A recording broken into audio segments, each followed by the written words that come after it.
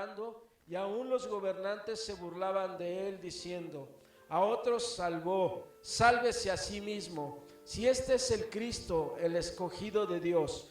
Los soldados también le escarnecían, acercándose y presentándole vinagre y diciendo: si tú eres el rey de los judíos, sálvate a ti mismo. Había también sobre él un título escrito con letras griegas, latinas y hebreas: este es el rey de los judíos. Y uno de los malhechores que estaba colgados le injuriaba diciendo: si tú eres el Cristo, sálvate a ti mismo y a nosotros. Respondiendo el otro le reprendió diciendo: ¿ni aún temes tú a Dios estando en esta misma condenación? Nosotros a la verdad justamente padecemos porque recibimos lo que merecimos nuestros hechos, mas ningún mal hizo. Y dijo Jesús: acuérdate de mí cuando vengas en tu reino. Amén. Dijo: de cierto te digo que hoy estarás conmigo en el paraíso. Amén, hermano. Tome su asiento, por favor. Ya bien conocida, yo creo que por la mayoría de todos nosotros, ¿sí? Leía yo en un comentario, hermanos, que este día, ¿sí se acuerdan qué día fue? ¿Qué día de la semana fue? Apenas lo vimos ahora en Semana Santa. ¿Sí se acuerdan qué día de la semana fue cuando fue crucificado el Señor Jesús? ¿El día qué? El día viernes. ¿Sí recuerdan? Fue el día viernes. Y hermano, parece que era una gran multitud la que se dirigía al monte de la Calavera, hermanos. Una multitud entre líderes religiosos, hermanos, entre principales del gobierno, hermanos, y entre gente morbosa, hermanos, morbosa, que iba a ver qué era lo que ocurría con estos hombres, ¿sí? Y todos, hermanos, todos iban, ¿qué, hermanos? Bajo su propia voluntad. Todos iban voluntariamente, hermanos, al monte de la Calavera, ¿sí? A ver ¿qué? A ver este hecho, hermanos, ¿sí? Me gusta, hermanos, lo que dice el comentarista. Dice: solo 2 personas iban en contra de su voluntad. ¿Sabe quiénes eran esas 2 personas? Claro, hermano Juan. ¿Los 2 qué? Malhechores, como les dice Lucas. Los 2 malhechores eran los únicos que iban en contra de su voluntad. Hermanos, a la gran multitud la llevaba ¿quién? El morbo, ¿sí? Querer saber qué era lo que iba a ocurrir, hermanos, ¿sí? Pero, hermanos, Jesús, que iba también en medio de la multitud, él también iba de acuerdo a su ¿qué? A su voluntad. Él nos lo enseña en el Evangelio de Juan en varias ocasiones. Dice que nadie toma su vida, sino que él que voluntariamente la pone, hermanos. ¿Y para qué la pone? Pues para que nosotros tengamos esa vida, ¿qué? Esa vida eterna, ¿sí? Es algo curioso, hermanos, ¿sí? Solamente 2 hombres iban en contra de su ¿qué? De su voluntad. Mire, hermano, dice: el Calvario tenía la forma de ¿qué? De una calavera. En ella, hermanos, encontraron la muerte 3 hombres. Uno de ellos murió en su pecado. Uno de ellos muere en su pecado, otro murió por el pecado, hermanos, ¿sí? Y uno más murió sin pecado. ¿Quién creen ustedes que fue el que murió en su pecado? Exactamente, el que no se arrepintió, el malhechor del lado ¿qué? Del lado izquierdo. Hermanos, ¿quién creen ustedes que fue el que murió por el pecado? Dice: otro murió por el pecado. ¿Quién fue?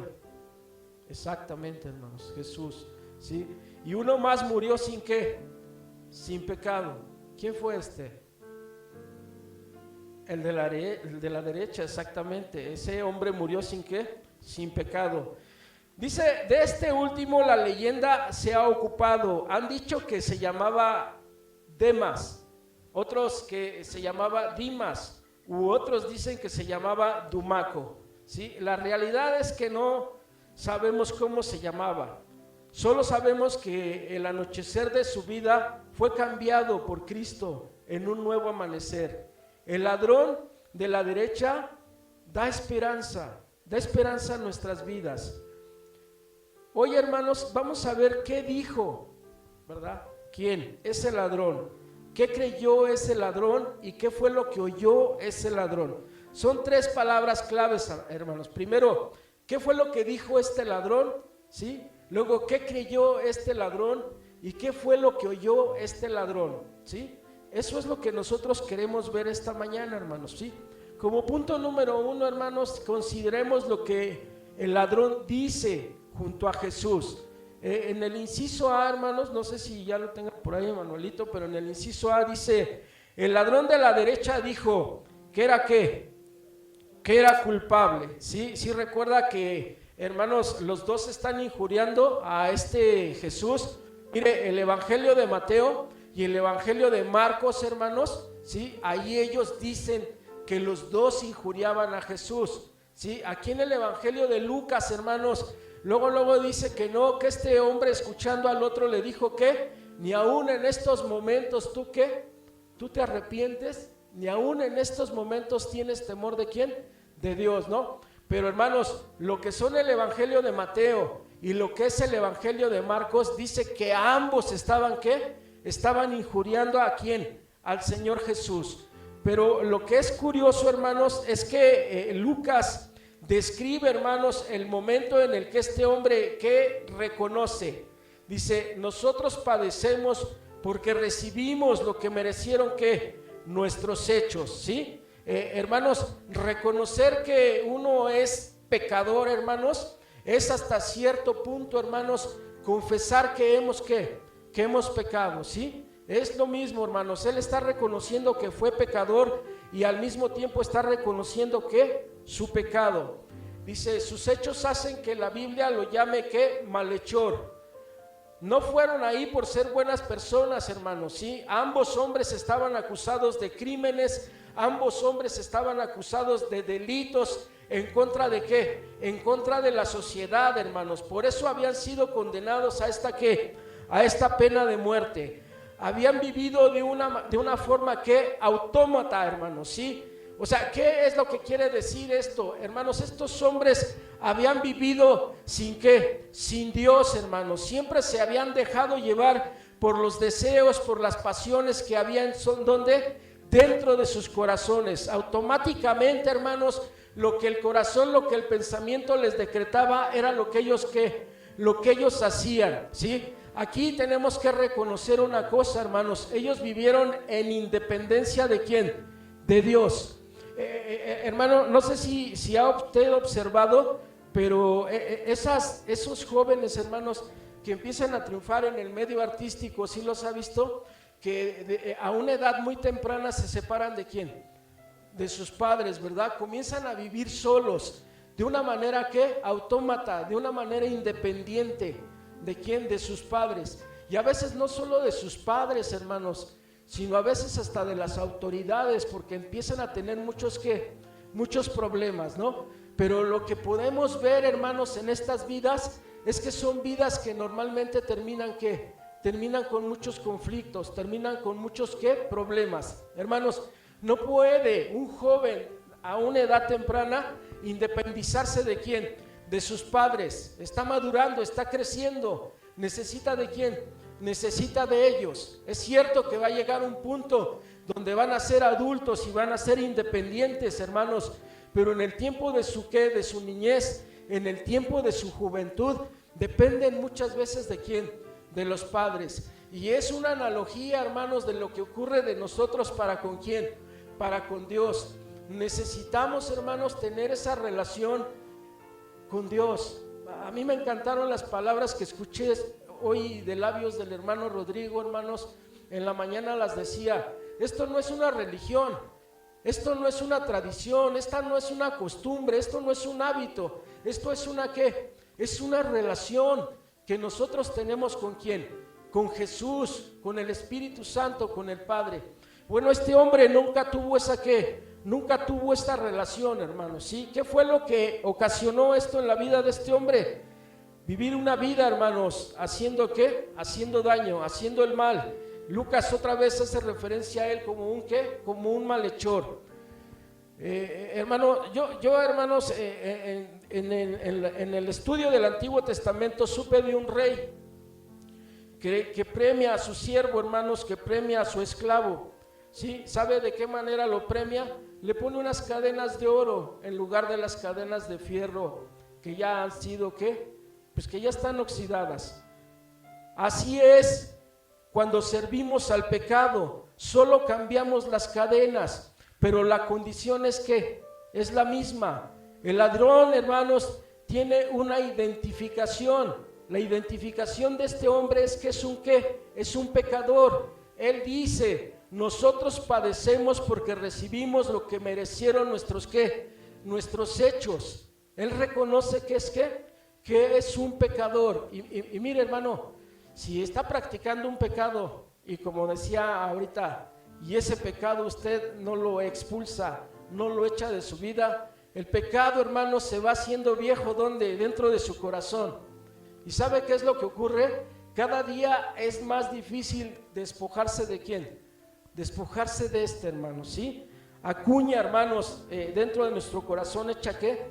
Echa raíces. Bueno, lo que nosotros queremos saber aquí, hermanos, de parte de este hombre, de parte de este ladrón, es que él reconoce que es ¿qué? ¿Es qué? Es pecador. Mire, hermano, ¿sabe por qué preparé este estudio? Aquí tenemos, hermanos, un estudio los días martes. Los martes. Lo comenzamos a las 7 de la noche. Y bueno, hermanos, si no se ponen a platicar y no se ponen a hacer muchas preguntas, terminamos temprano. Pero si ya sacan muchas preguntas, a veces sí nos vamos un poquito tarde. Pero también por ahí nos comparten un café. Y entonces, hermanos, algunos de los hermanos preguntaban: ¿de qué manera puedes compartir tú el evangelio? Y yo les hablaba y les decía en relación a comprar algunos folletos que traen, hermanos, de qué manera puedes tú guiar a una persona, ¿a quién? A Jesús, que se conocen como el plan de ¿qué? El plan de salvación. Pero hermanos, el caso de estos hombres que mueren al lado de la cruz, también es un buen ejemplo, hermanos, para que tú puedas ¿qué? Compartirlo, y para que tú puedas, hermanos, ¿sí? Llevar a alguien a los pies de ¿quién? A los pies de Cristo. Lo que nosotros queremos ver aquí, hermanos, es que este hombre está reconociendo que ¿qué? Que es un pecador. Está reconociendo, hermanos, que se encuentra en ese lugar porque está pagando, ¿por qué? Por los pecados que él ¿qué? Que él cometió, hermanos, ¿sí? Eso es lo que necesitamos, hermanos, hacer que la gente reconozca cuando nosotros la queremos guiar a los pies de ¿quién? De Jesús. Lo primero que tiene que hacer es reconocer que es un ¿qué? Que es un pecador, porque si no reconoce esto, hermanos, pues a veces nada más vamos a estar perdiendo el ¿qué? Perdiendo el tiempo. Sí recuerda, hermanos, sí recuerda en la lectura que hicimos, ¿qué es lo que dice el malhechor que está del lado izquierdo del Señor Jesús? ¿Sí recuerda?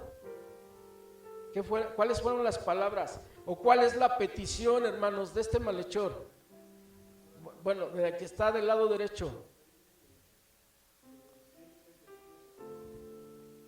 Claro, le dice, si eres ¿qué? Si eres el Hijo de Dios, si eres el Mesías, si eres el ¿qué? El Cristo, sálvate a ti mismo y ¿qué? Y sálvanos a nosotros. Hermanos, ¿cómo suena esa petición de ese hombre?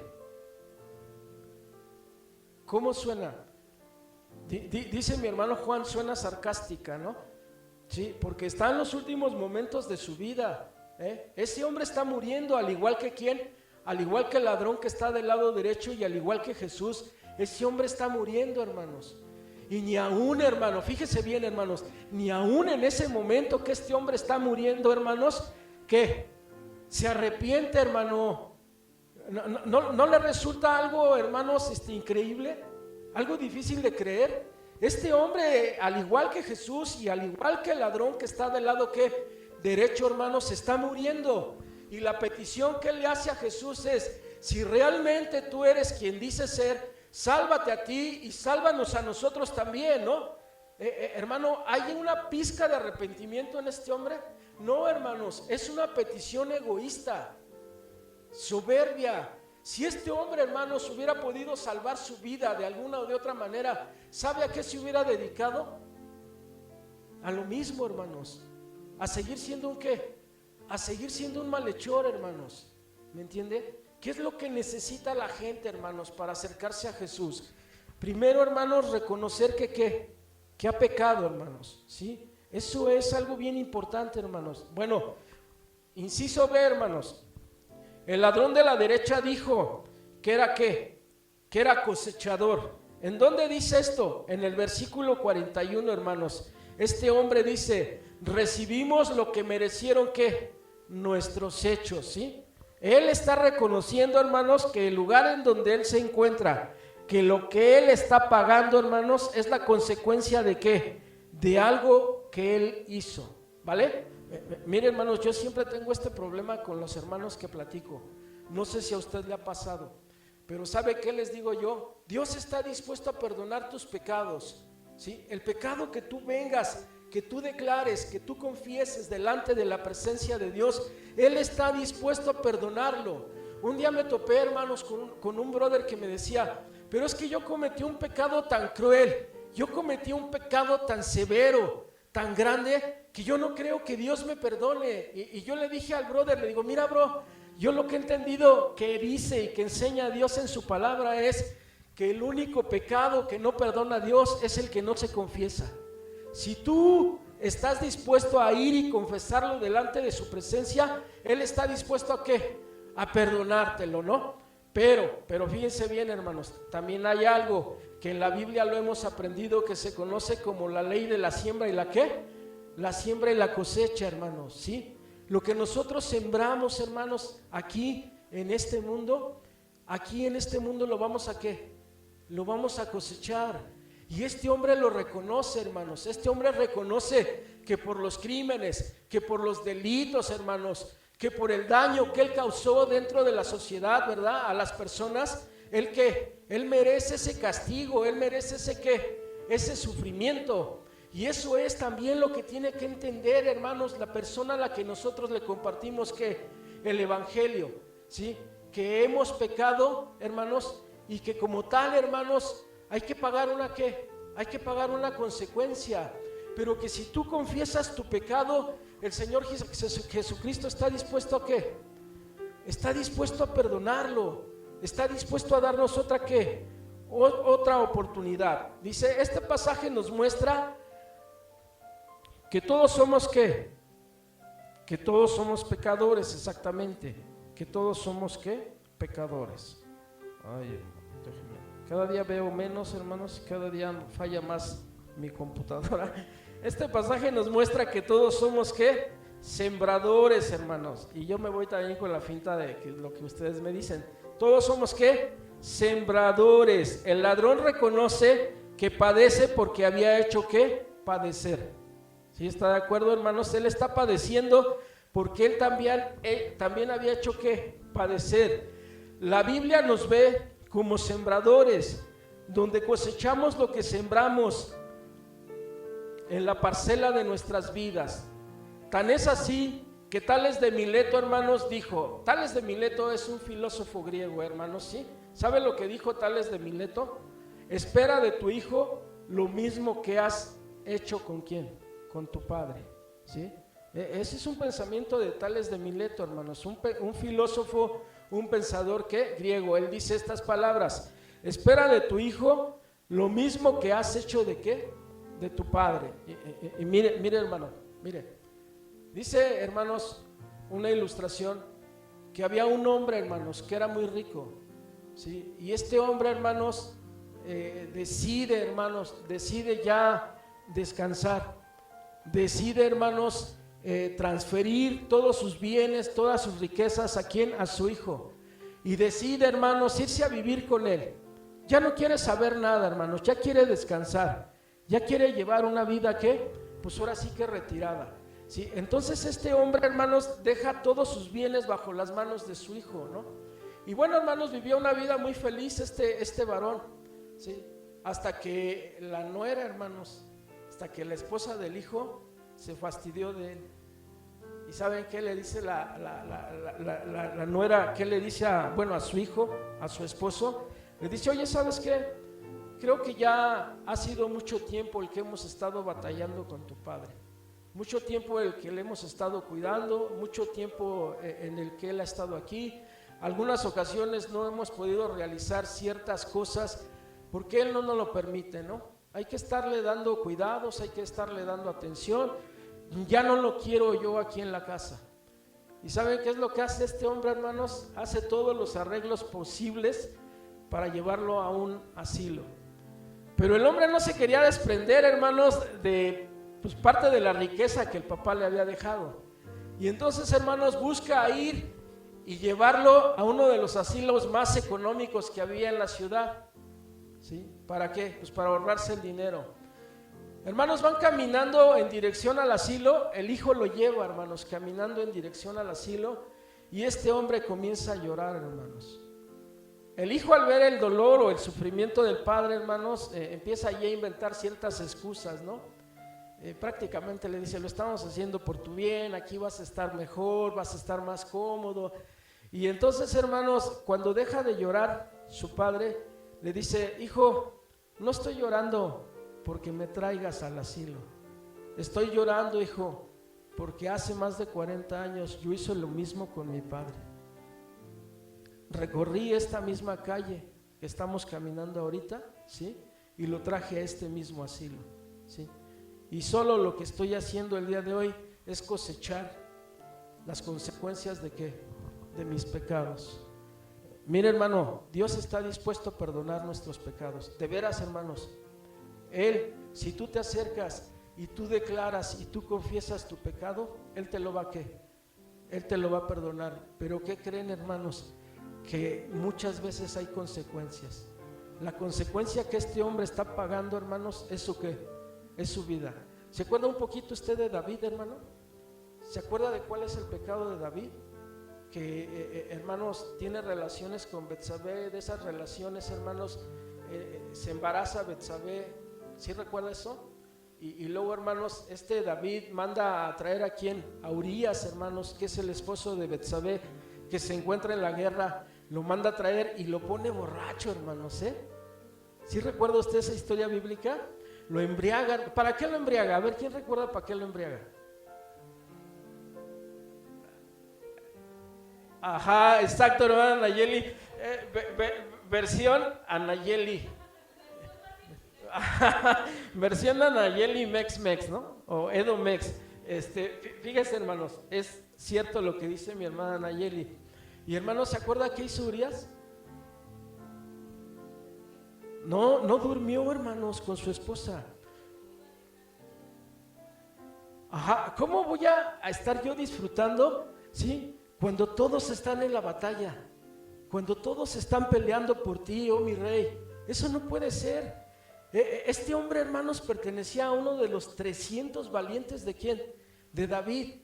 Y hermanos, ¿recuerda qué es lo que hace David cuando no duerme con Betsabé? Hermana Nayeli, ¿qué se sabe? Ajá.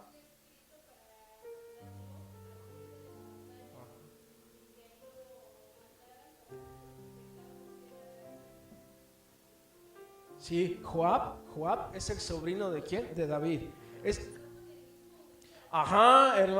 Miren, hermanos, con el mismo Urías, David le entrega su sentencia ¿de qué? De muerte. Urías, hermanos, lleva y así como le da David el papel, va y lo entrega. Y allá, hermanos, ya en el campo de batalla, el sobrino de David destapa ¿qué? El mensaje, que es Joab, y lo lee, hermanos, y yo digo que sí se rió. Yo digo que sí le dio risa. E hizo lo que David le pidió. Lo metió, hermanos, a lo más cruento de la batalla, y luego retiró ¿a quién? Retiró al ejército y dejó que Urías muriera ¿qué? Ahí dentro. Sí, ahí dentro. Hermanos, ¿recuerda usted que hay un profeta que se llama Natán, hermanos? Y va y le cuenta una historia de una ovejita. Y David se rasga las ropas, hermanos, porque se hace bien ofendido. No, tal persona merece la ¿qué? Merece la muerte. ¿Y qué le dice Natán? Yo siempre he creído, hermanos, que David se quiso desmayar ahí, de veras. Se le cayeron los calcetines. Yo de veras, es que, hermano, fíjese bien, hermanos, lo que él está haciendo. Está bien ofendido, se está rasgando las ropas, hermanos. ¿Por qué? Por lo cruel, hermanos, que había hecho esa persona. Y entonces Natán, hermanos, el profeta que le platica la historia, le dice: déjame decirte, David, que esa persona eres tú. Mira, hermanos, que el profeta estaba arriesgando su ¿qué? Su vida, porque David era el rey del pueblo de ¿qué? Del pueblo de Israel, hermanos. El reino todavía estaba unificado, hermanos. Era un reino muy grande. Y no se acobardó, hermanos, no sé qué, no se detuvo Natán. Natán fue y lo confrontó con su ¿qué? Con su pecado. El otro, hermanos, se ve descubierto, lo reconoce, lo acepta y pide perdón. Hay muchos salmos penitenciales, hermanos, que escribió David como consecuencia de este pecado, reconociendo, hermanos, que ¿qué? Que falló delante de la presencia de Dios. Pero no quiero que nos quedemos allí, hermanos. Siga leyendo usted, hermanos, el libro de Samuel. Siga leyendo usted el libro de los Reyes y se va a dar cuenta, hermanos, de las consecuencias que hubo, hermanos, por estos pecados que David, ¿qué? Que David cometió. Uno de los hijos, hermanos, viola a una de sus hijas. El hermano, hermanos, directo de esta joven que fue violada, ¿sí? Que se llama Absalón, mata a este ¿qué? A este que es su medio hermano, hermanos, ¿sí? Y luego, hermanos, Absalón duerme en medio del campamento, hermanos, ahí en el reino en el reino de Israel, duerme con todas las mujeres ¿de quién? De David, hermano, de David.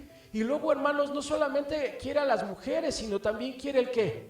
El reino. Hermano, ¿qué era lo que estaba cosechando David? Las consecuencias de su ¿qué? De su pecado. Tenemos que tener cuidado, hermanos. Mire, ¿Dios está dispuesto a perdonar nuestros pecados, sí o no? Claro que sí, pero las consecuencias, hermanos, a veces son trágicas.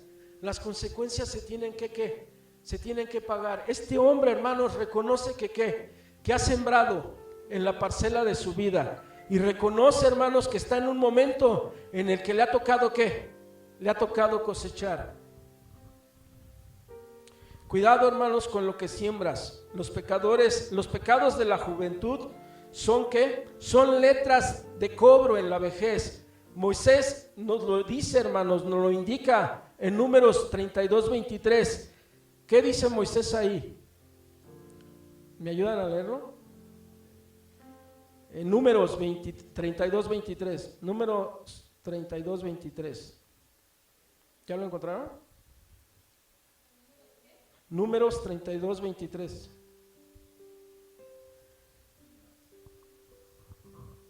¿Perdón? Mas si así no lo hacéis, Okay. aquí habréis pecado ante Jehová, y sabed que vuestro pecado os alcanzará. ¿Qué va a pasar con el pecado, hermanos? ¿Nos va a qué? Nos va a alcanzar en algún momento. ¿Qué es lo que nos va a alcanzar? La consecuencia del pecado que ¿qué? Que nosotros cometimos, ¿no? ¿Sale? El que planta espinas, hermanos, no puede esperar recoger ¿qué? No puede esperar recoger flores, ¿sí? Ese es el segundo punto, hermanos, ¿verdad? O el inciso B, dice, el ladrón de la derecha dijo que era ¿qué? Que era un cosechador, hermanos. Estaba cosechando, hermanos, las consecuencias de su ¿qué? De su vivir, de su caminar. Miren, hermanos, vamos a pasar al punto número 2. Consideremos lo que el ladrón cree acerca de Jesús, hermanos. El ladrón de la derecha cree en la pureza ¿de quién? De Jesús. En el versículo 41, ¿qué dice el ladrón? ¿Qué le dice al otro, hermanos? Al que está a la izquierda. Le dice, ningún mal ¿qué? Ningún mal hizo, ningún mal ¿qué? Ha hecho. De tal manera, hermanos, que este hombre está reconociendo que Jesús es ¿qué? Es inocente. El ladrón declara y encuentra inocente ¿a quién? Encuentra inocente a Jesús. En realidad su lugar en la cruz no es el suyo. O sea, el lugar que Jesús está ocupando ahí en la cruz no es el suyo. Hermanos, ¿de quién es ese lugar que está ocupando Jesús? ¿De quién? En la lectura ¿de quién? No, a ver, debemos hacer... Mi hermana Nayeli de una manera muy correcta dijo, está ocupando nuestro ¿qué? Nuestro lugar, ¿no? Sí, está ocupando nuestro lugar, pero en ese momento que el Señor está siendo crucificado, ¿el lugar de quién está ocupando? ¿Sí se acuerdan? ¿De quién?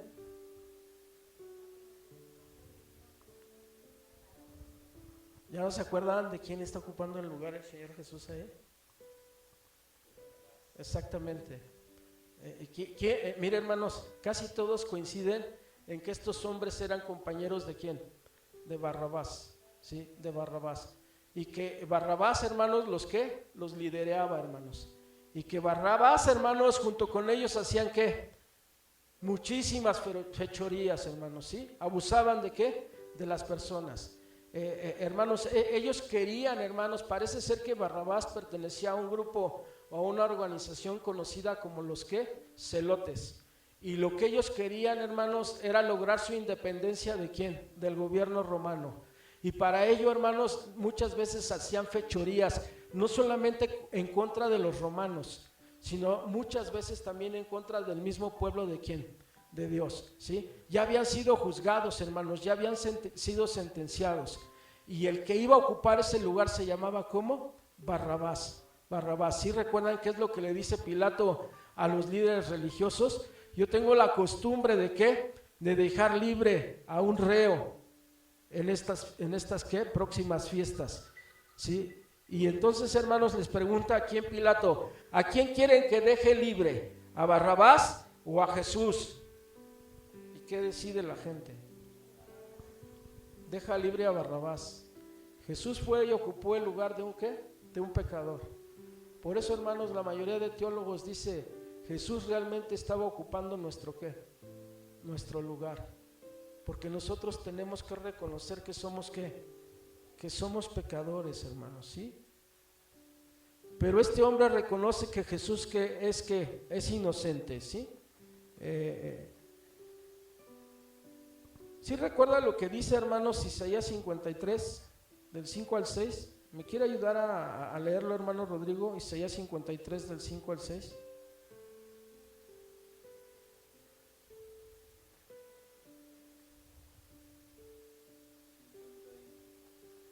53, del 5 al 6. Mas él, herido fue por nuestras rebeliones, molido por nuestros pecados, el castigo de nuestra paz fue sobre él, y por su llaga fuimos nosotros curados. Ok. Si se da cuenta, hermanos, ahí se comprueba lo que dijo mi hermana Nayeli. Jesús estaba ocupando el lugar de ¿quién? De Barrabás, pero al mismo tiempo nuestro ¿qué? Nuestro lugar. El lugar que nos correspondía a nosotros. Pero fíjese bien, hermanos, la bondad de Jesús toca ¿qué? Toca lo intocable, hermanos, ¿sí? La bondad de Jesús toca lo intocable, y eso lo vemos a través de todo el evangelio, hermanos. Yo quiero hacerle una pregunta. ¿Usted cree, hermanos, que este hombre era digno de ser tocado por la gracia, por la misericordia de Jesús? ¿Cree que se lo merecía? No.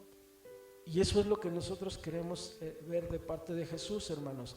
La bondad, hermanos, la misericordia de Jesús toca lo que, lo intocable, ¿sí?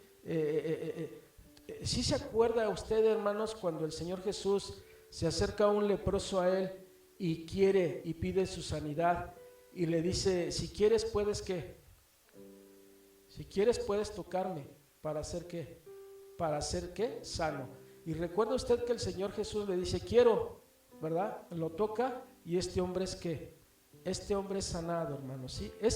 Un leproso, hermanos, déjenme decirle, hermanos, que un leproso en tiempos del Señor Jesús, pues normalmente vivían en comunidades de puro leproso, ¿sí? Era muy difícil, hermanos, o casi imposible que una persona sana se acercara ¿a qué?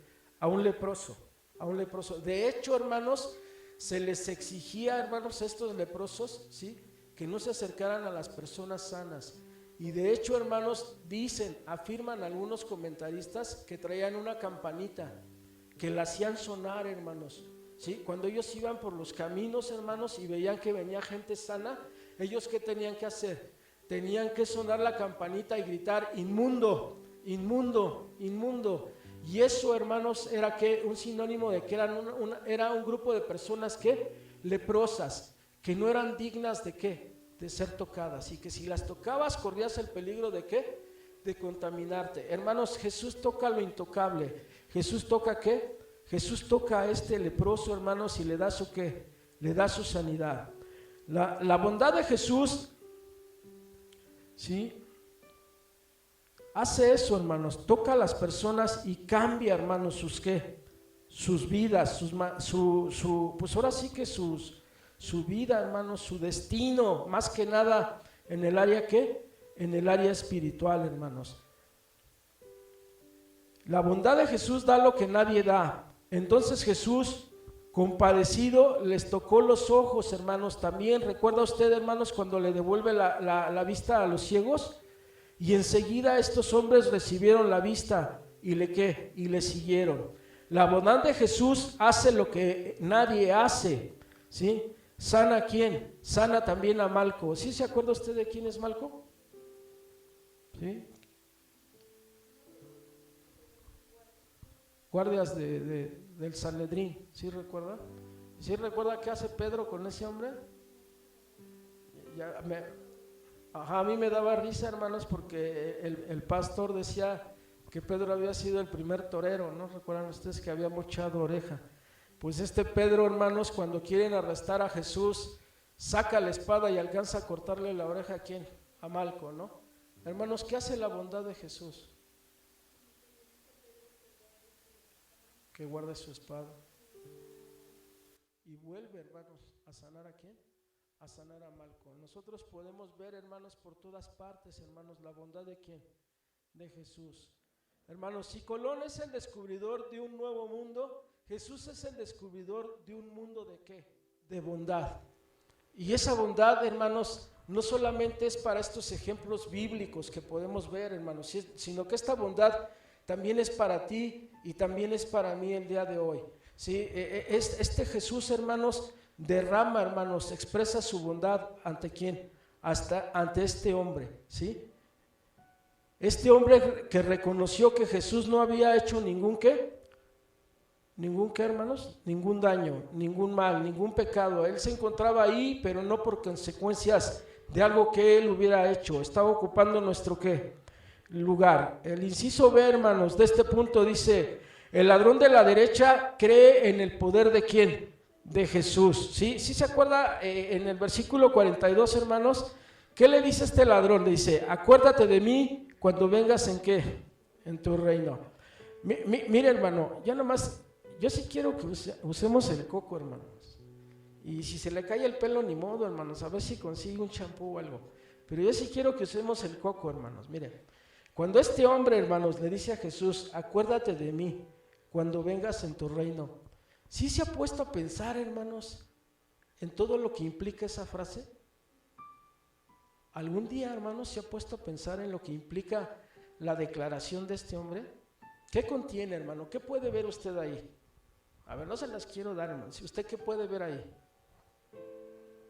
Este hombre le está diciendo a Jesús, miren, están los tres clavados ahí, ¿dónde? En la cruz, ¿sí? ¿Sí recuerda usted, hermano, que en la lectura dijimos que estaba un letrero clavado sobre la cruz de donde estaba el Señor Jesucristo? Y en tres idiomas, griego, ¿qué? Hebreo y latín, los idiomas más importantes de la época, ¿sí? Que decían que este era ¿qué? Jesucristo de Nazaret, rey de los ¿qué? Rey de los judíos, ¿vale? Eso era lo que decía el letrero, hermanos, ¿vale? Y este hombre, hermanos, fíjense, está ahí muriendo, hermanos, ¿sí? Está ahí muriendo. Está reconociendo la inocencia ¿de quién? De Jesús. Pero luego le dice: Señor, Señor, acuérdate de mí cuando vengas ¿en qué? En tu reino. Sí, es cierto, hermano. Una, ya la acaba de decir mi hermana Nayeli, estaba afirmando que él era ¿qué? Rey. ¿Sí está de acuerdo? Porque le dice: acuérdate de mí cuando vengas ¿en dónde? En tu reino. Está reconociéndole como ¿qué? Como rey. Pero a ver, ¿de qué otra manera le está reconociendo? Ajá, sí, como Salvador. Que va a volver, ese que va a volver, ¿qué implica, Sarita? Que va a regresar. Que va a regresar, hermanos, ese hombre hace lo que hizo Abraham. ¿Se acuerdan, hermanos, cuando Dios le pide a Abraham, qué es lo más valioso que le pide? Le pide a su hijo. Y exactamente la fe. Y ese hombre, hermanos, Abraham, ¿sí? lleva la mula, lleva la ¿qué? Lleva la leña y lleva ¿a quién? Y lleva al hijo. Ese hombre no va bromeando, hermanos. ¿A qué va? Va a sacrificar a su hijo porque Dios se lo ¿qué? Dios se lo, y era el único hijo que tenía, hermanos. O sea, no tenía repuesto, era el único. Pero Dios se lo había ¿qué? Dios se lo había pedido. Y ese hombre no va bromeando, hermanos. Ese hombre lleva al hijo, lleva la leña, hermanos, y lleva también ¿qué? Y pues lleva el arma, hermanos. Yo siempre me imagino que era un cuchillote el que llevaba. Porque no le dice, hermanos, Isaac, bueno, pues llevamos ¿qué? Llevamos la leña, llevamos el arma y el sacrificio, y no le dice, tú no te preocupes porque Jehová ¿qué? Jehová Jireh, ¿no? Jehová proveerá, ¿sí se acuerdan? Hermanos, ¿por qué se conoce a Abraham como el padre de la fe? Porque Abraham, hermanos, creía que si ofrecía el sacrificio a su hijo, hermanos, allí en el monte Moría, Dios se lo iba a levantar ¿de dónde? De la muerte, y se lo iba a volver ¿a qué? Y se lo iba a volver a entregar. De ese tamaño era la fe de ¿quién? De Abraham. Mire, hermanos, la fe de este hombre, hermanos, este hombre está ahí muriendo en la cruz, hermanos. Este hombre está en los últimos instantes de su vida y le dice, acuérdate de mí cuando vengas ¿en qué? En tu reino. Entonces este hombre, hermanos, está ejerciendo su fe, lo reconoce como rey, hermanos, sí, pero también lo reconoce como alguien que se va a levantar de en medio de ¿qué? De en medio de los muertos, hermanos. Este hombre tiene una fe del tamaño de la fe que tiene ¿quién?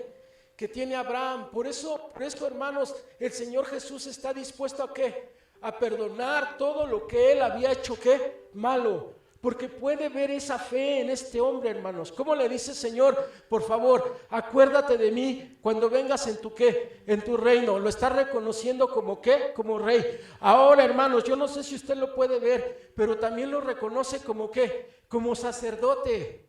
¿Qué? ¿Cuál era la función del sacerdote? ¿Quién me la dice? Exactamente. ¿Qué era lo que tenía que hacer el sacerdote, hermanos? Primero, tenía que pedir perdón por sus ¿qué? Por sus pecados. Y después, perdón por los pecados del pueblo ¿qué? Entero. ¿Sí está usted de acuerdo conmigo? Este sacerdote, hermanos, presentaba limpio al pueblo de Dios delante de ¿quién? Delante de Dios. ¿Sí está de acuerdo conmigo, hermanos? Bueno, este hombre, hermanos, reconoce que Jesús también es ¿qué? Es sacerdote, porque le dice, Señor, por favor, quiero que te acuerdes de mí cuando vengas ¿en qué? En tu reino. Reconoce que Jesús ejerce ese ministerio también ¿de qué? De sacerdote. ¿Qué otro ministerio nos hace falta? El de profeta. ¿Cuál era la voluntad del profeta? O bueno, ¿cuál era el ministerio del profeta? Discúlpeme. Llevar el mensaje de Dios ¿a qué? Al pueblo de Dios. ¿Sí recuerda cuál es la respuesta que el Señor Jesús le da a este hombre? ¿Hoy qué?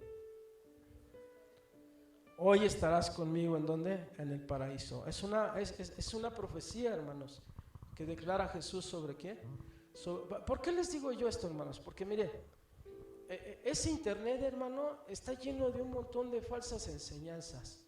Hay profetas, hermanos, hay apóstoles, y hay profetas a las naciones, hermanos, y apóstoles a las naciones.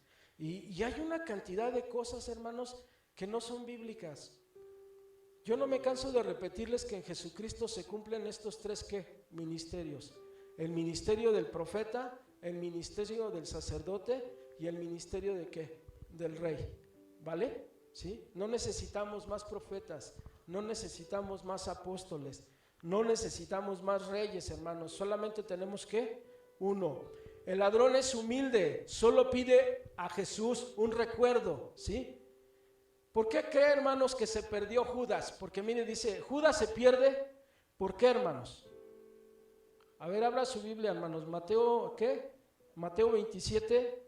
Hermano Rodrigo, ayúdeme, versículos del 3. Me parece que es del 3 al 5, no sé, por ahí. ¿Por qué se pierde Judas, hermanos? Porque miren, hermanos, habemos muchos que decimos, pues es que Judas se perdió porque no se arrepintió. ¿Vale? A ver, hermano Rodrigo. Sí. Entonces Judas, el que le había entregado, viendo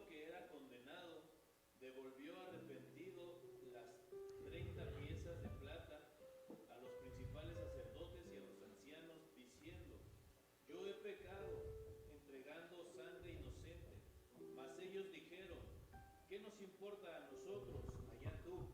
Y arrojando las piezas de plata en el templo, salió y fue y se ahorcó. Ok. ¿Se arrepintió o no se arrepintió Judas? Uh-huh. Uh-huh.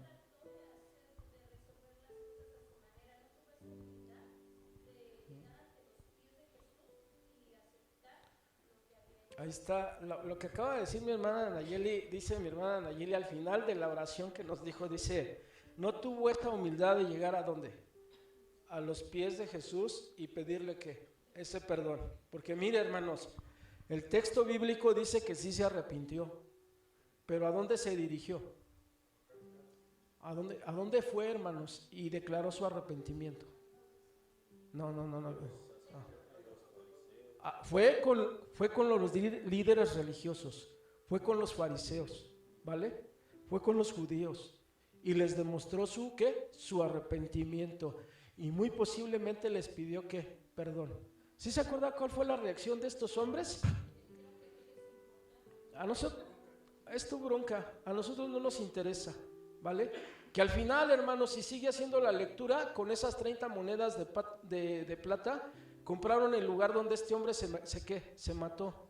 Y lo usaron, hermanos, como cementerio para los extranjeros que morían cerca de ahí, ¿sí? Y se le llama, hermanos, según en el libro de los Hechos, campo de sangre, porque ahí es donde él se cuelga de la rama no lo soporta, cae sobre de una cabeza y parece ser que la cabeza le estalla, ¿no? Queda ahí todo lleno de sangre, hermanos, ¿vale? Este hombre sí se arrepintió, hermanos, pero no fue con la persona correcta a demostrar su arrepentimiento. Miren, hermanos, tengamos cuidado, porque miren, muchos quieren ir con el Padre y confesar sus pecados, y que el Padre les ponga una penitencia por el pecado. Muchos van con el pastor, hermanos. No vengan con los pastores, hermanos. Miren, los pastores no perdonamos pecados. Sí los podemos escuchar, hermanos, y darles una recomendación, pero nosotros no tenemos la capacidad de perdonar los pecados. Hermanos, ¿quién es el único que perdona los pecados? Cristo, hermanos, Cristo. ¿Sí? ¿Se acuerda que Pedro, hermanos, también niega al Señor 3 veces?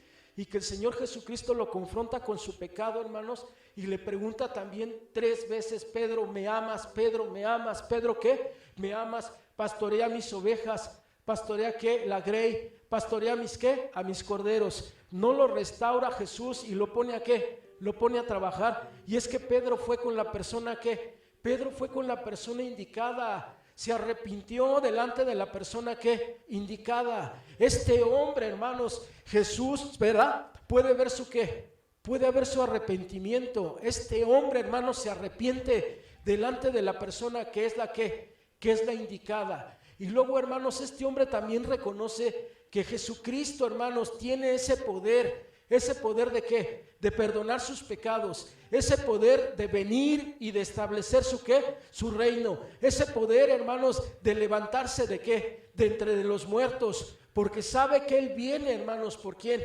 Por su iglesia. Y este hombre, hermanos, de una manera humilde le dice, Señor, yo solo quiero que te acuerdes de mí cuando tú vengas a establecer tu reino. Pero la fe que tiene este hermano, hermanos, ¿qué le arranca a Jesús? Le arranca la salvación, hermanos. Es en Jesús, hermanos, no es en la iglesia, hermanos, no es en los líderes, hermanos, que nosotros vamos a encontrar salvación. Mire, hermano, el punto número 3 dice, consideremos lo que el ladrón oye de Jesús. Dice, el ladrón de la derecha oye una promesa hermosa. ¿Qué le dice Jesús en el versículo 43? Le dijo, estarás conmigo ¿en dónde? En el paraíso. Jesús siempre da más de lo que le piden, hermanos, las personas o sus hijos. El ladrón le pidió un recuerdo. ¿Y qué le da Jesús? Jesús le da un paraíso. El paraíso, hermanos, es la felicidad que todos necesitamos.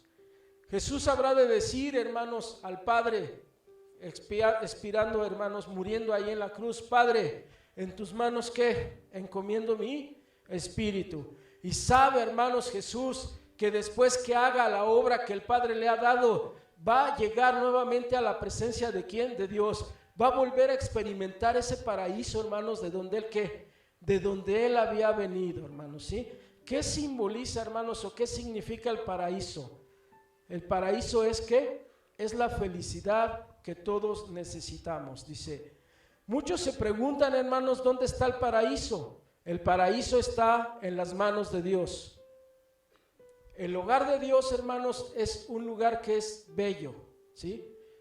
Y ¿sabe dónde viene expresado esto, hermanos? En Apocalipsis 21 del 10 al 11, dice Juan, son palabras de Juan, del apóstol Juan, dice, y me llevó en el espíritu a un monte grande y alto, y me mostró la gran ciudad santa de Jerusalén, que descendía del cielo de Dios, teniendo ¿qué? La gloria de Dios, teniendo la totalidad de Dios, ¿sí? Y su fulgor era ¿qué? Semejante al de una piedra preciosa, como piedra de jaspe, diáfana como el cristal. O sea, eso, hermanos, nos refleja la hermosura de ¿dónde? Del paraíso, nos refleja la hermosura del cielo, hermanos.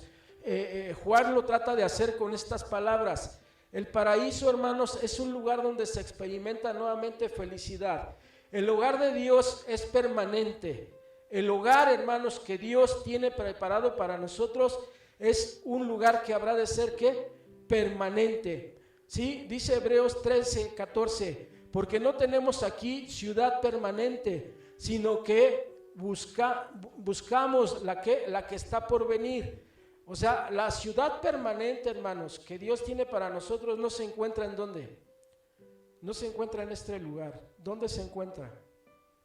¿En dónde? En el cielo, hermanos. Miren, hermanos, nosotros no fuimos diseñados ni fuimos creados para estar en este lugar. ¿Ya se había planteado usted eso? No fuimos diseñados, hermanos, no fuimos creados para estar en este lugar. Fuimos diseñados para, hermanos, estar eternamente en la presencia de ¿quién? En la presencia de Dios, para estar en ese paraíso, hermanos. ¿Qué dijimos que significa la palabra paraíso? Felicidad. El hogar de Dios es feliz, hermanos. Y le voy a decir por qué. Apocalipsis 21:4 nos lo dice. Dice que Dios, hermanos, estando en el cielo, enjugará ¿qué? Dios toda lágrima de los ojos de ¿quién? De ellos. Y ya no habrá más ¿qué? Ya no habrá más muerte, ni habrá más llanto, ni clamor, ni dolor, porque las primeras cosas han ¿qué? Han pasado. Es un lugar, hermanos, donde ya no hay ¿qué? Ya no hay enfermedad, ya no hay llanto, ya no hay muerte, ya no hay dolor. No sé quiénes de aquí estamos enfermos, hermanos, pero ayer se me ocurrió ir al centro, hermanos. Ay, me dolían mis patitas y ya no hallaba si levantarlas o llegó un momento que me las quería cortar, hermanos. Dije, ay, no puede ser, ¿no? Pero miren, hermanos, estar enfermos es algo tremendo. Mi mamá, hermanos, está atravesando por un dolor muy intenso que tiene en la mano. Y ayer me decía que se la quería cortar. Y ayer me decía que se quería aventar a un camión, hermanos.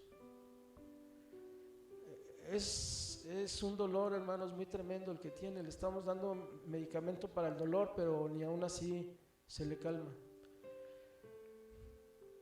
Solamente el hermano o la hermana que está atravesando por una enfermedad entiende o sabe de qué le estoy hablando. Pero debe de haber paz y debe de haber felicidad y debe de haber gozo en tu corazón. ¿Por qué? En el cielo ya no va a haber nada de eso. En el cielo no va a haber más muerte, en el cielo no va a haber más enfermedad, en el cielo no va a haber más llanto, hermanos, en el cielo ya no va a haber más pleitos, hermanos, en el cielo ya no va a haber más necesidad, hermanos. ¿Por qué? Porque lo tenemos todo, hermanos. ¿Estamos en dónde? Estamos en un lugar, hermanos, donde somos completamente ¿qué? Completamente felices, hermanos, ¿sí? Eso era, hermanos, lo que el Señor Jesús le estaba ofreciendo ¿a quién? A este hombre, cuando le dijo, hoy estarás conmigo ¿en dónde? En el paraíso. Mire, fíjese bien, hermanos, el siguiente punto, hermanos, se parece mucho. Yo ahí le puse versículo 42, no sé si aparece 42, bueno, sigo siendo el 43. Dice, el ladrón de la derecha oye una promesa segura una promesa, hermanos, que habrá de ser efectiva de parte de Jesús. Y es la misma, hermanos. El versículo 43 dice: hoy estarás conmigo, ¿dónde? En el paraíso. En Jesús hay seguridad, ¿sí? Jesús es más grande que cualquier adversario. Herodes, hermanos, no puede, hermanos, matarlo. ¿Sí recuerda usted cuando lo quiere matar Herodes? ¿Qué tiene que hacer, hermanos, Jesús? ¿Se acuerda qué tiene que pasar? ¿Qué ocurre? Me los voy a tronar a todos, hermanos. Jesús no hace nada. ¿Quién es el que hace ahí, hermanos? ¿Quién? Ajá, sí, su papá. ¿A dónde se dirigen?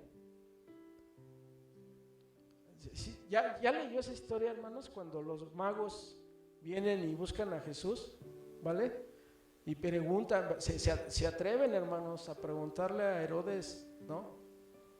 En relación a este rey, ¿sí recuerdan? Y cuando Herodes se da cuenta de que es otro rey, hermanos, que muy posiblemente va a ocupar su lugar, ¿qué hace? Proclama un edicto para matar a todos los niños de esa, ¿qué? Aproximadamente de esa edad. Y José, hermanos, toma la decisión de irse ¿a dónde? De irse a Egipto. ¿Lo puede matar Herodes, hermanos? No. El papá, hermanos, se dirige junto con la mamá ¿hacia dónde? Hacia Egipto, hermanos, ¿sí? Hermanos, Satanás no puede seducirlo. ¿Qué trae a tu memoria, hermanos, esta frase? Cuando decimos que Satanás no puede seducir a Jesús. Mateo capítulo 4, ¿se acuerdan? ¿Las tres qué? A las tres tentaciones. ¿Se acuerda que Jesús tiene una necesidad? ¿Cuál es la necesidad que tiene Jesús allí? El hambre, hermanos, ¿sí? Y llega el diablo y le dice: si eres el Hijo de Dios, dile a las piedras que se conviertan en pan. ¿Y qué? Y come. ¿Recuerdan? Tres tentaciones directas de parte de Satanás. ¿A quién? A Jesús. Y las ¿qué? Las vence, hermanos. Jesús, hermanos, tampoco es vencido ¿por quién? Por la muerte. La muerte, hermanos, tampoco puede ¿qué? Destruir a Jesús. ¿Sí se acuerdan, hermanos, lo que dicen los evangelios? Que al tercer día a Jesús, por medio del poder del Espíritu Santo, ¿qué ocurre? Resucita, ¿sí? Se nos dice que César cruzó el Rubicón con su ejército poderoso. Hermano, ¿usted algún día había oído esa frase? ¿O es la primera vez que la oye? Se nos dice que César cruzó el Rubicón con su ejército poderoso. ¿Algún día había escuchado esa frase? El Rubicón es un río, hermanos, que hace los límites entre Italia, hermanos, y Francia. Es un río, hermanos, como el del Molinito, yo creo. Está muy así, muy bajito, ¿no? Y lo pasan las personas hasta caminando. Es un río. Ese río es conocido como el Rubicón. Es la frontera, hermanos, entre Italia y ¿quién? Y la Francia y algunos estados que se encuentran por ahí alrededor, ¿vale? Esta frase, hermanos, se utiliza mucho para cuando usted, hermano, toma una decisión, y una vez que usted ha tomado esa decisión ya no tiene vuelta de hoja, ¿vale? ¿Sí me expliqué? ¿Sí? Usted, hermanos, toma una decisión, y una vez que usted le echa a andar, y una vez que usted le da inicio a esa decisión, ya no tiene vuelta de hoja, hermanos, ¿sí? Esto, hermanos, si ustedes leen la historia de lo que pasó, es que César, hermanos, ¿sí? Están gobernando, hermanos, el Imperio Romano, tres gobernadores. Uno es César, el otro es Crespo y el otro es Pompeyo. Son tres gobernadores: César, Crespo y ¿quién? Y Pompeyo, ¿vale? Hermanos, el que está en el centro de la ciudad se llama Pompeyo. Crespo, hermanos, también anda como ¿quién? Como César, tratando de seguir conquistando más terreno. Crespo, hermanos, en una de esas batallas muere, y ya solamente queda Pompeyo y ¿quién? Y César, ¿sí? Hermanos, Pompeyo toma el control de la ciudad cuando viene ¿quién? Cuando viene César, hermanos, después de haber conquistado lo que se conoce como las Germanias, que es el terreno que ahora compone Francia. Hermanos, cuando viene César, hermanos, de ahí de conquistar las Germanias, ¿sí? Se queda parado en el río ¿qué? Rubicón, y tiene que tomar la decisión, hermanos, si le hace frente a quién, a Pompeyo. Si le declara la lucha a Pompeyo, hermanos, y se unifica ¿qué? El gobierno en la ciudad de ¿qué? De Roma. Y entonces, hermanos, él toma la decisión de ir y ¿qué? De ir, hermanos, y hacerle frente a ¿quién? A Pompeyo. Y hermanos, cuando tú escuchas esta frase, lo que realmente quiere decir es que tú has tomado una decisión de la cual ya no te ¿qué? Ya no te puedes echar para atrás. Eso fue lo que hizo César, hermanos, estando en el río Rubricón, toma la necesidad de ir y de ¿qué? Y de combatir a ¿quién? A Pompeyo, que se quiere apoderar de la ciudad. Hermanos, son unos rollos bien intensos ahí, todo lo que tiene relación a la historia. Yo quiero ponerles por ahí algunos puntitos para que nos vayamos adentrando, ¿verdad?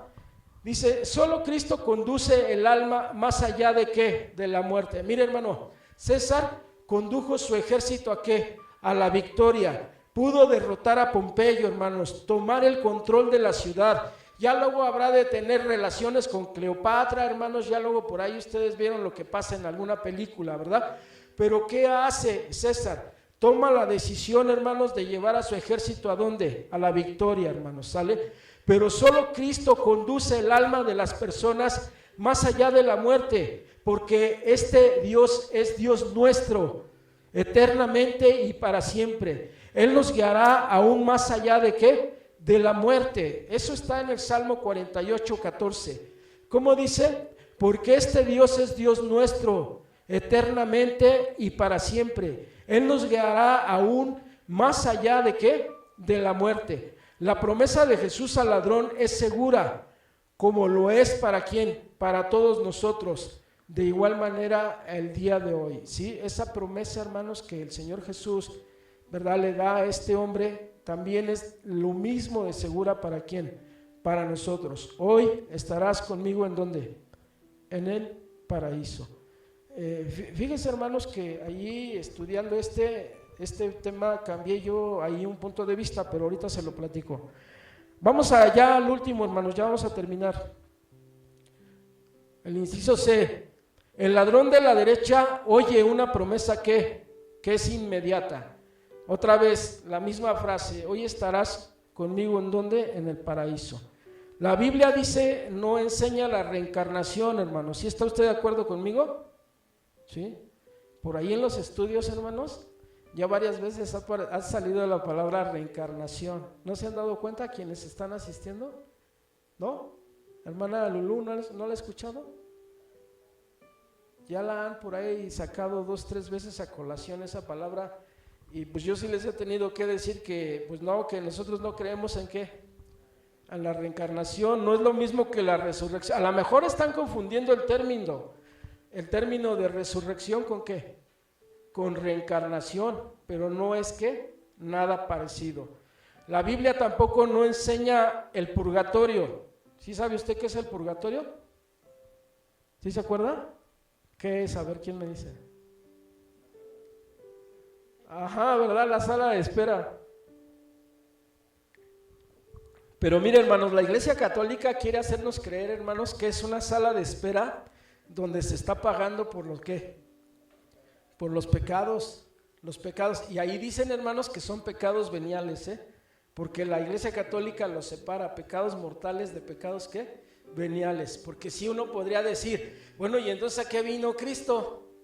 Entonces, ¿qué fue lo que padeció Cristo en la cruz? Padeció por mis pecados, eso es lo que enseña la palabra. Entonces la iglesia muy inteligente dice, no, pero espérate, esos son los pecados mortales, no los pecados ¿qué? Veniales.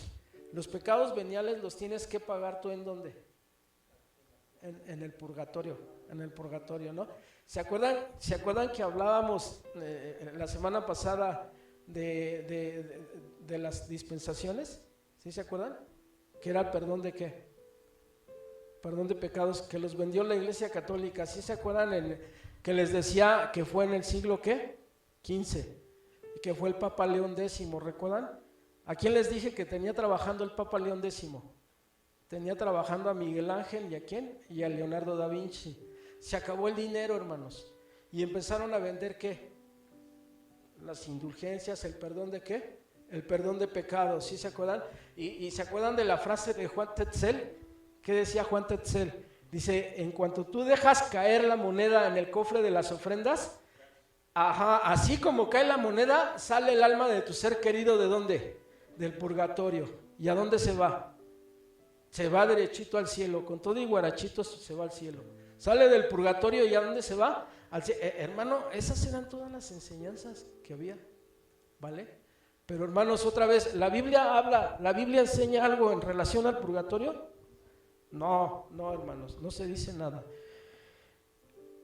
Hermanos, la Biblia, aquí es otro punto que nos desafía. La Biblia no afirma el sueño del alma.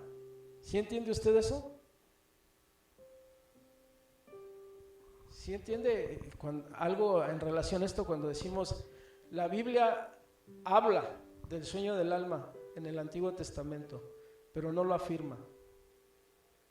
¿Cómo se describe la muerte en el Antiguo Testamento? ¿Cómo qué? ¿No, hermanos? Sí. Bueno, físicamente se acaba todo, ¿va? Pero del alma, hermanos, ¿qué enseña el Antiguo Testamento en relación? Sí. El Espíritu. El Espíritu regresa ¿a quién? Al Padre, porque es el aliento de vida que Dios nos da. Pásame una reglita, ese palito que está allá, Sarita, por favor. Sí, paquetas. Acá, espérame, Sarita. No, hermanos. Hágase para acá. Va a ser la primera. A ver, hermanos, miren, el sueño del alma, hermanos, en el Antiguo Testamento se enseña que cuando la persona, duerme, ¿qué le pasa al alma? ¿Está qué? Está dormida. Eso es lo que nos enseña el Antiguo Testamento. Pero acuérdense que la revelación de parte de Dios para nuestras vidas es de manera ¿qué? Progresiva, ¿vale? Es progresiva, hermanos, ¿sí? En el Antiguo Testamento no tenemos la verdad completa de parte de Dios. ¿Para quién? Para nuestra vida. En el Antiguo Testamento nosotros, hermanos, tenemos la voluntad de parte de Dios revelada de una manera progresiva. ¿Para qué?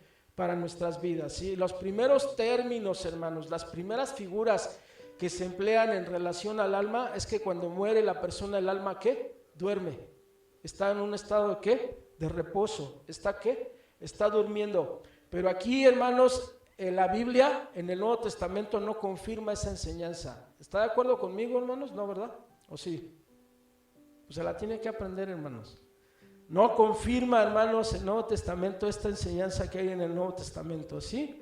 No afirma, hermanos, el sueño del alma. Para el ladrón, hermanos, la salvación es ¿de qué manera? Es inmediata. Como inmediata es para nosotros. Jesús dice, de cierto, afirmando una y otra vez, os digo, el que oye mi palabra y cree al que me envió, ¿qué tiene?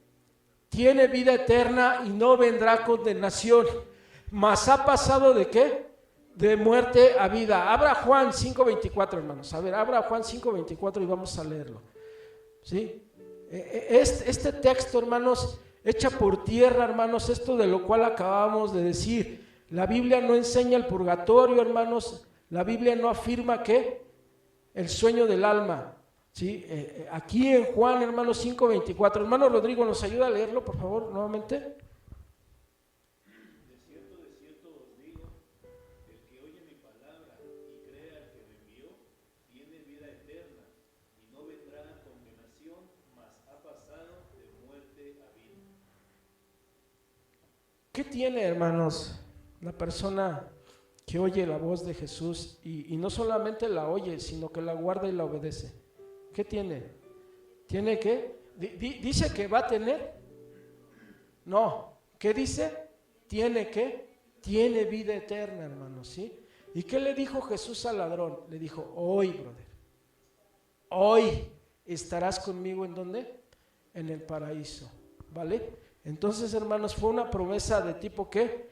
Inmediata. Fíjese bien, hermanos, si la eternidad está a un latido del corazón, ¿por qué pongo yo eso ahí, hermanos, de que la eternidad está a un latido del corazón? ¿Qué pasa cuando ya partimos? ¿Qué pasa con el corazón? deja de latir, ¿vale? Si la eternidad está a un latido del corazón, la salvación, hermanos, está a una oración de distancia. Hoy, ¿para quién? Para las personas que no le han recibido, ¿vale? Hermanos, ¿y qué texto usarían ustedes, hermanos, para llevar a una persona a los pies de Cristo? No sé, hermanos, pero yo quisiera, hermanos, que anotaran ahí Romanos 10, 9 y 10. Romanos 10, 9 y 10. ¿Cómo dice Romanos 10, 9 y 10, hermano Rodrigo? ¿Me echa la mano? Sí, que si creyeres tu boca. Sí, Romanos 10, 9 y 10. Mire, es el mejor texto, hermano, que tú pudieras utilizar para llevar a alguien a los pies de ¿quién? De Cristo. Y que Él lo confiese, hermanos, porque esa es la oración de la que estamos hablando. Dice, si la eternidad está a un latido del corazón, la salvación está a una oración de distancia. Hoy, ¿para quién? Para ti. ¿Me ayuda, hermano Rodrigo? Que si confesares con tu boca que Jesús es el Señor y creyeres en tu corazón que Dios le levantó de los muertos, serás salvo. Porque con el corazón se cree para justicia, pero con la boca se confiesa para salvación. ¿Qué tiene que hacer, hermanos, el hermano, la hermana, nuestro ser querido? Tiene que confesar a Jesucristo como ¿qué? Como Señor y como Salvador de su vida, para que Él pueda ser ¿qué? Para que Él pueda ser salvo. Ahora, hermanos, la salvación no se hereda, ¿eh? Nosotros no le heredamos la salvación a nuestros hijos, ¿verdad? Ni a nuestros familiares. La salvación es una decisión personal que hacemos todos y cada uno de nosotros. Ya, hermanos, tenga paz en su corazón, ya terminé. Conclusión. Un ladrón dice, un ladrón se condena, el otro se salva. Acepta a Jesús y obtén ¿qué? Tu salvación el día de hoy. Otra vez, un ladrón se condena, el otro se salva. Hoy puedes aceptar a Jesucristo y ¿qué? Y obtener tu salvación, ¿vale? Y hermanos, pues esa invitación, fíjese bien lo que le voy a decir. Todos los que predicamos acá de este lado, hermanos, cada que terminamos de predicar, deberíamos de hacer esa invitación. ¿Qué invitación? Pedir, hermanos, que si hay alguien, hermanos, dentro de la congregación, que si hay alguien dentro de la iglesia que quiere abrir su corazón y recibir a Jesucristo como Señor y Salvador de su vida. Y haces la pregunta, el día de hoy, ¿habrá alguien que quiera recibir a Cristo como su Señor y como su Salvador? Y bueno, yo tengo entendido pues que ya todos los que estamos aquí lo hicimos, pero hemos tenido oportunidad de tener visitas. ¿Sí se ha dado cuenta que han venido varias visitas? Y bueno, hermanos, este es un tema, hermanos, esta es una predicación que es 100% evangelística. No sé, ya les mandé el bosquejo, ya lo tienen en el grupo. Si algún día ustedes lo quieren compartir, lo pueden hacer. Es de una manera, hay muchas maneras para hacerlo, pero yo espero que Dios siga usando nuestras vidas y que siendo como iglesia, y que sigamos compartiendo el evangelio, el plan de salvación que Dios tiene para ¿quién? Para todos. Gracias, hermanos. Dios me los bendiga.